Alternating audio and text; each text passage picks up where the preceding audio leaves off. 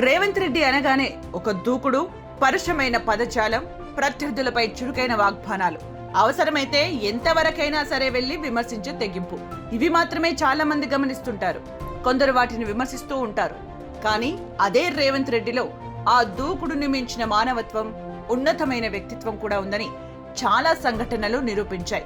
గతంలో మాజీ ముఖ్యమంత్రి కేసీఆర్ అనారోగ్యంతో హాస్పిటల్లో చేరినప్పుడు ముఖ్యమంత్రి హోదాలో రేవంత్ రెడ్డి వెంటనే స్పందించిన తీరును ఎంతో మంది ప్రశంసించారు. కేసీఆర్ కు పూర్తి స్థాయిలో ఉన్నతమైన వైద్య సేవలు అందించాలని హాస్పిటల్ యాజమాన్యానికి చెప్పడం, అలాగే ఉన్నతాధికారులను పర్యవేక్షించాలంటూ పురమాయించడం వంటి పనులతో రేవంత్ రెడ్డి ఒక ఔన్నత్యాన్ని ఎంతో గొప్పగా చాటుకున్నారు. తాజాగా హర్యానా గవర్నర్ బండారు దత్తాత్రేయ ఆటోబయోగ్రఫీ ప్రజల కథే నా ఆత్మకథ పుస్తక ఆవిష్కరణకు హాజరైన రేవంత్ రెడ్డి మరోసారి తన వ్యక్తిత్వంలోని ఔన్నత్యాన్ని చాటుకున్నారు. పెద్దవారిని గౌరవించడంలో తనకు పార్టీలతో, పదవులతో ఎలాంటి సంబంధం లేదని నిరూపించారు.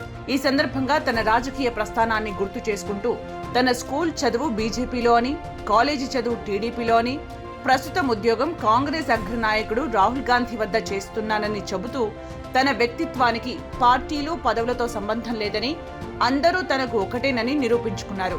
దత్తాత్రేయ కార్యక్రమం కాబట్టి దత్తాత్రేయను రేవంత్ రెడ్డి పొగిడి ఉన్నారని కొందరు అనుకోవచ్చు. కానీ తన రాజకీయ ప్రస్థానాన్ని గుర్తు చేసుకుంటూ తను ఎక్కడి నుంచి వచ్చాను అన్న విషయాన్ని చెప్పుకుంటూ అందరి గురించి మర్యాదగా మాట్లాడుతూ రేవంత్ రెడ్డి సభలో చేసిన ప్రసంగం తీరుపై ప్రశంసలు కురుస్తున్నాయి. ఎన్నికల సమయంలో నాయకుడిగా పార్టీని నడిపించి గెలిపించి ఎంతో పరిణతి సాధించిన రేవంత్ రెడ్డి ఇప్పుడు ముఖ్యమంత్రిగా అంతకు మించిన సమర్థుడిగా ఎదిగారంటూ అభినందనలు అందుకుంటున్నారు. ఇదే తీరుగా తన మూలాలను మర్చిపోకుండా ప్రజాసేవలో ముందుకు వెళితే ప్రజలు గర్వించేటటువంటి అతి గొప్ప నాయకుల్లో ఒకరిగా రేవంత్ రెడ్డి నిలుస్తారని రాజకీయ విమర్శకులు కూడా శభాష్ అంటున్నారు.